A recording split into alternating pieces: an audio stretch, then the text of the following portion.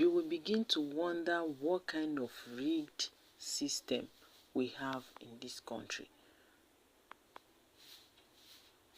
Then you ask yourself, how can there ever be a free and fair election in Nigeria? I greet you from anywhere and everywhere you're hearing me.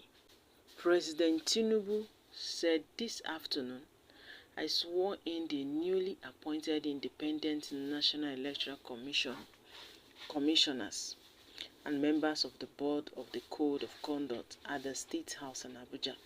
I encourage them to uphold the highest standards of integrity in their roles and actively contribute to the advancement of both organizations.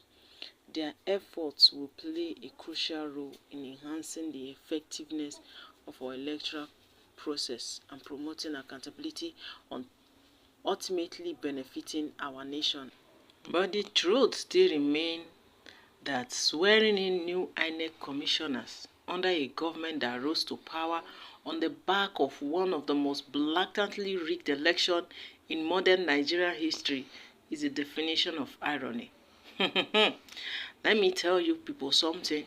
You can dress up impunity in a suit and call it integrity, but the stench of electoral fraud doesn't fade that easily. Until the will of the people is respected at the ballot box in Nigeria election period, all this talk of accountability is just expensive lip service.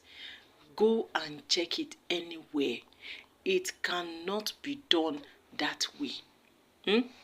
Right now, the first thing to restoring credibility is total electoral reform, not just cosmetic changes or recycled commissioners in fresh agbada. Nigerians need a truly independent INEC, free from executive interference, with transparent appointment processes, as in by civil society.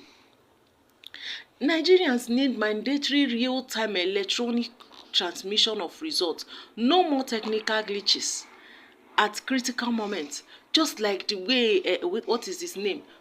Our uncle said, yes, the INEC Chairman, the way he said there was glitches, there was this, there was that. What Nigerians read right now is a public accountability for election riggers, including disqualification and prosecution, no matter how high their political rank is. That is what Nigeria read right now. We need this kind of people. Civil education, people that have civic education and grassroots mobilization to empower voters, not just politicians. You can't just come and be empowering politicians, everything. Even the voters, the Nigerians, the citizens are not empowered. You can't deodorize a rigged system with press conference and new appointees until these structural issues are fixed. Every swearing in is just theater, not reform.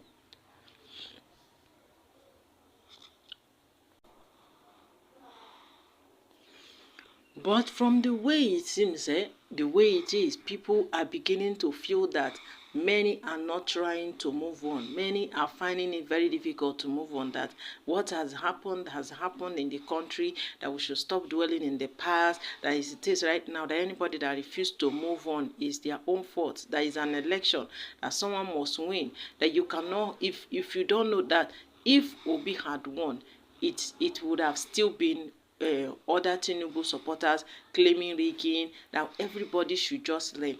But the truth is somebody even said a snake will always give birth to a snake, and nothing good will ever come out of a president and APC, especially as it concerns electoral reform, because they came in through the back door.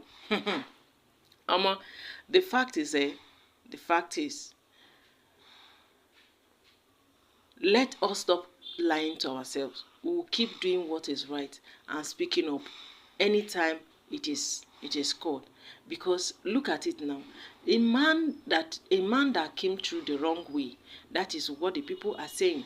A man that came through the wrong way and is now talking about integrity. They say, can you yourself stand before God and say you are a man of integrity? Can you co-associate? Can your co-associate trust you with your resources? Wish your leader good? Nature at times uses the bad situation to right the wrong. Anyway, my people, the fact is a puppet will always remain a puppet. We know that Tinubu is not working for the benefit of Nigerians. That is what people are saying. Because look at it right now. This is a very big shame for the president to elect in new INEC members to his favor in a system that formally lacks transparency. Omo, I just like the way the Baba Tinubu is putting his card on check before the next election. Omo, if you don't know how to play your card, you will lose it. You will lose it. Because people are beginning to ask questions. They say, how did Jagaban win all the 36 states? So people should know that it is a collaboration of numbers of votes from different states that makes him the winner and all those things. But the fact is that if you don't know the way forward, you will not know how it is.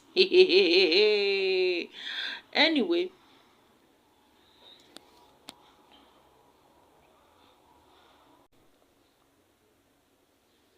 well, people are beginning to ask, people are beginning to wonder.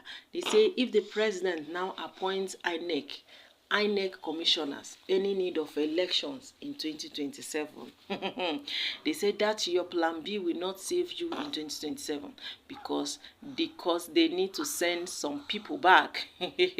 That this way, the way this man is going right now, is a rigging for 2027. Justice and justice have been settled already, that no matter what you do, God will continue to guide all the citizens. God will continue to show us the way, because the rot of 2023 electoral process is still plaguing Nigeria today. The rot is still eating deeper and deeper, and the delusion is giving craft of slavery, especially in the minds of Agbadorians. The spell breaks, illusions vanish, plagues end, and rot terminate. I go clear soon o, una know.